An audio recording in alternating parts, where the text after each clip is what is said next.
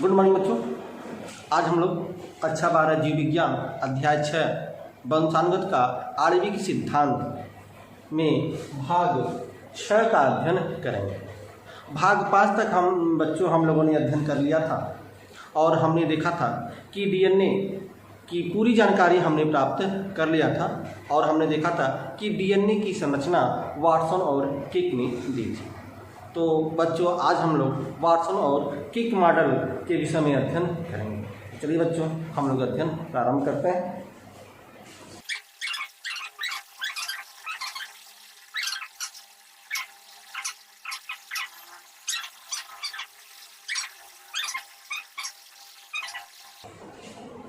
ठीक है बच्चों, तो जो डीएनए की संरचना है, डीएनए की संरचना किसने दी? तो डीएनए की संरचना वाटसन और किक ने 1953 ईस्वी में संरचना प्रस्तुत की और इसी कार्य के लिए इन्हें वाटसन और किक को 1962 में नोबेल पुरस्कार मिला। तो चलिए हम लोग अब अध्ययन करेंगे वाटसन और किक ने जो मॉडल प्रस्तुत किया था वह मॉडल क्या है।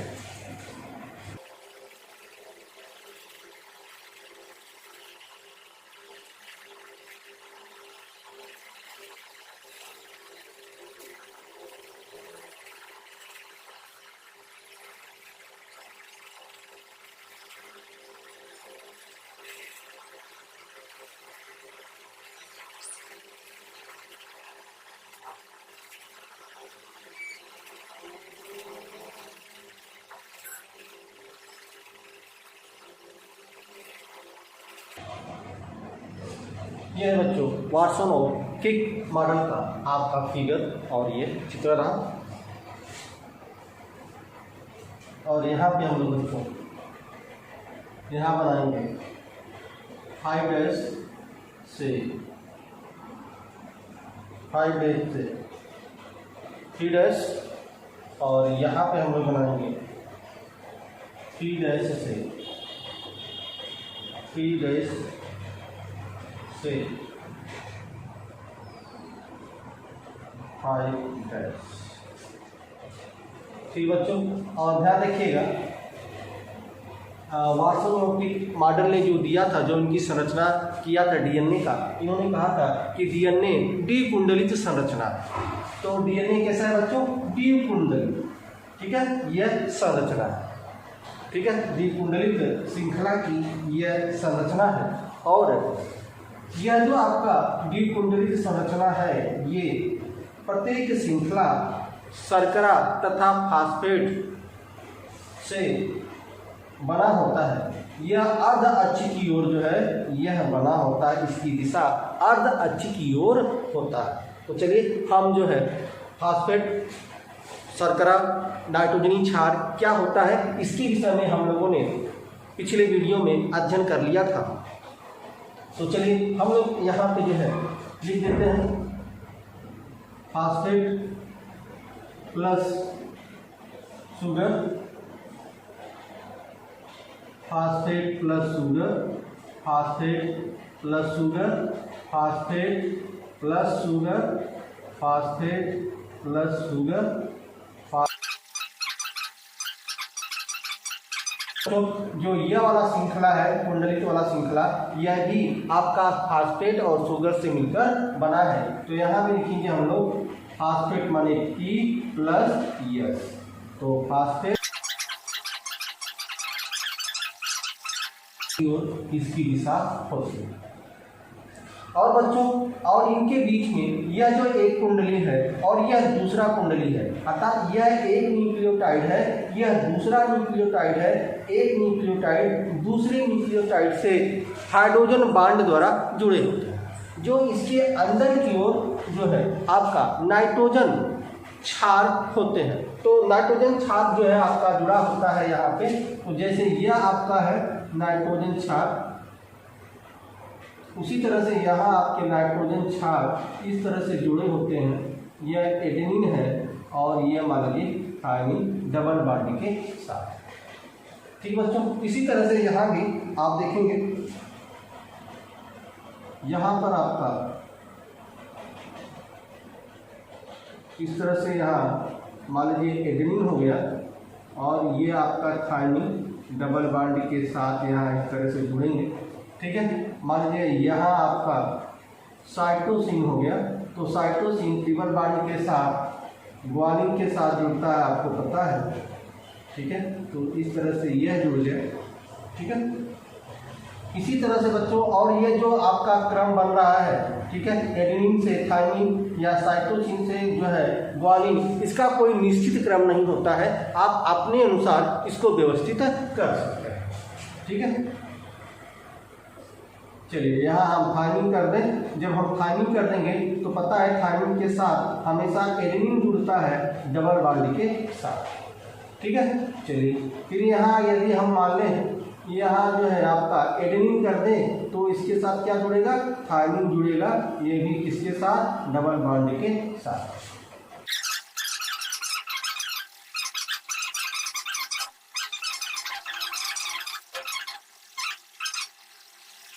बच्चों ये नाइट्रोजनी क्षार जो है वह अंदर की ओर जुड़ा होता है, ठीक है बच्चों। और यह जो आपका द्विकुंडली है, यह कुंडली और यह कुंडली अर्थात नाइट्रोजनी जो आपका न्यूक्लियोटाइड है, इस न्यूक्लियोटाइड का जो व्यास होता है बच्चों, यहाँ से लेकर यह इसका जो व्यास होता है, कुंडलिन का जो व्यास होता है वह होता है 20 एंगस्ट्रॉम। 20 एंगस्ट्रॉम यह व्यास होता है, ठीक है।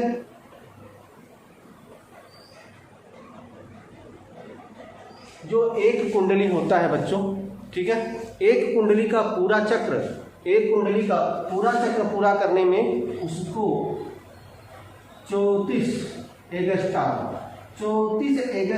पर जो है इनका एक चक्र पूरा होता है और इसको हम लोग बोलते हैं पिच। क्या बोलते हैं इसको, पिच बोलते हैं, ठीक है। अर्थात यह जो आपका शुरू हुआ यहाँ से जो है एक चक्र, इस कुंडली को जो एक दूसरे से जो है लिपटे हुए हैं, इनको यहाँ से यहाँ तक एक चक्र पूरे करने में इसको 24 एंगस्ट्रॉम का समय लगता है। जब 24 एंगस्ट्रॉम पूरा हो जाता है तो इनका एक पिच हो जाता है। और एक पिच में बच्चों, एक पिच में जो पिच करते हैं, और एक पिच में 10 न्यूक्लियोटाइड होते हैं या 10 नाइट्रोजनी क्षार होते हैं, 10 नाइट्रोजनी क्षार होते हैं।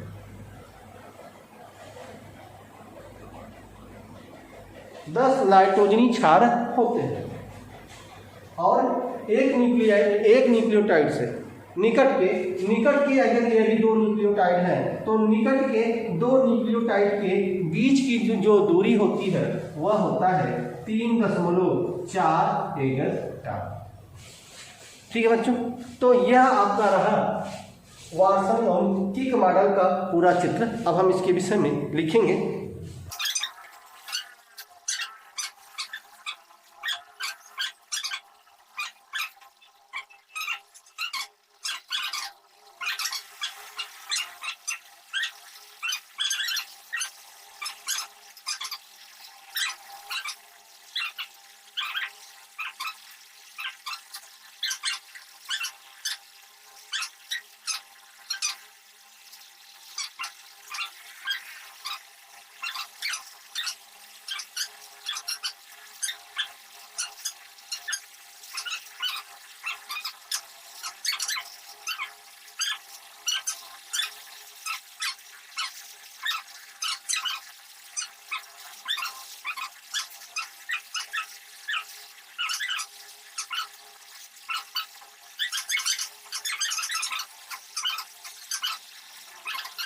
चर्चा करते हैं हम लोग।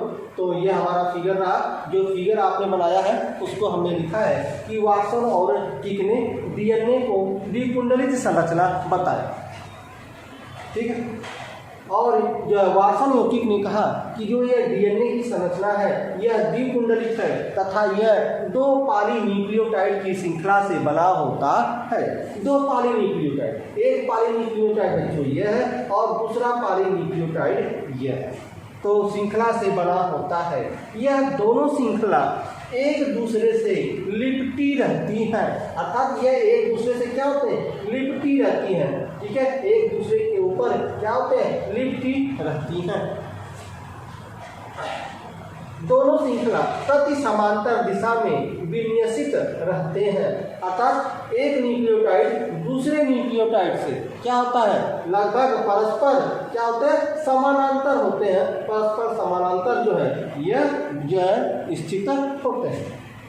और प्रत्येक श्रृंखला शर्करा व फास्फेट ग्रुप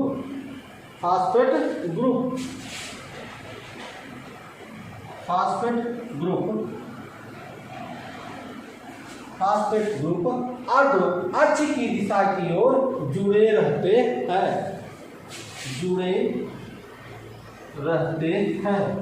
अर्थात यह जो बच्चों यह श्रृंखला है, यह एक यह श्रृंखला है, दूसरा यह श्रृंखला है। तो जो यह श्रृंखला है या यह श्रृंखला है, यह दोनों श्रृंखला शर्करा तथा फास्फेट से जुड़े होते हैं। यह सभी फास्फेट और शर्करा, फास्फेट प्लस शर्करा, फास्फेट प्लस शर्करा, फास्फेट प्लस शर्करा, इसी तरह से यह भी जुड़े होते हैं, फास्फेट प्लस शर्करा, फास्फेट प्लस शर्करा, फास्फेट प्लस शर्करा। ठीक है, यह अर्ध अक्ष की दिशा में इस तरह से शर्करा तथा फास्फेट जुड़े होते हैं। ठीक है, आगे चलिए।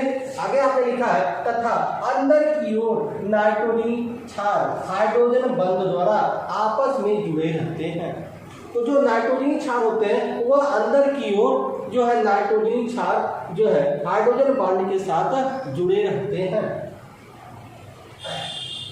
तब हमेशा प्यूरिन पिरिमिडिन के साथ जुड़े रहते हैं। जैसे, ठीक है, आपको पता है बच्चों कि जो प्यूरिन होता है, जो आपका प्यूरिन है, प्यूरिन दो प्रकार का होता है। एक होता है आपका एडेनिन और दूसरा होता है ग्वानिन। ठीक है, इसी तरह से आप देखेंगे पिरिमिडिन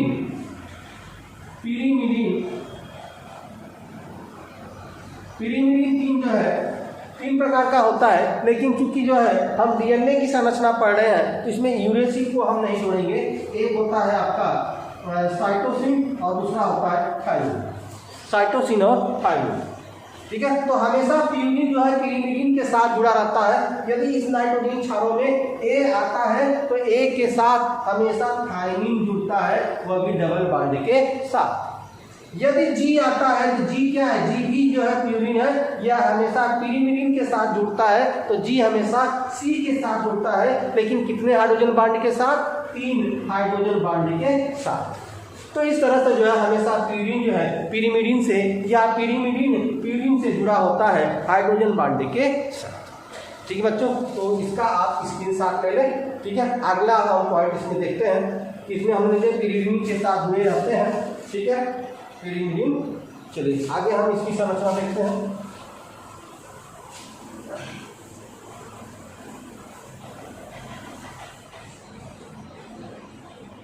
ठीक है, तो पिरिमिडिन के साथ हमेशा हमारे जो नाइट्रोजन क्षार है वो हमेशा इसके साथ जो है जुड़े रहते हैं।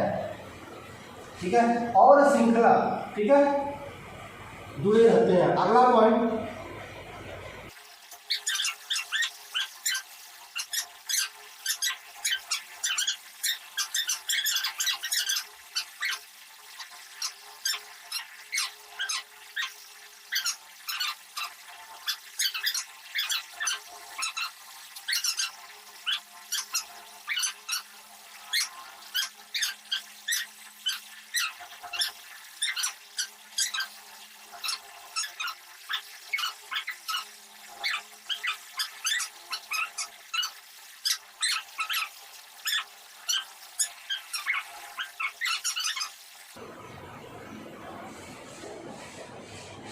ठीक बच्चों, देख लीजिए अगला पॉइंट क्या है इसमें कि एक पॉलीन्यूक्लियोटाइड श्रृंखला शर्करा कार्बन 5 सिरे वाले को 5 डैश किनारे को ही हम स्टैंड बोलते हैं। अर्थात यह जो ऊपर लिखा हुआ है बच्चों 5 डैश जो है 5 डैश या 5 डैश किनारा या 5 डैश स्टैंड बोलते हैं। और यह जो एक न्यूक्लियोटाइड है, इस तरह से बच्चों एक न्यूक्लियोटाइड है, आपको पता है यह एक न्यूक्लियोटाइड आपका जो है शर्करा और फास्फेट से मिलकर यह बना हुआ है।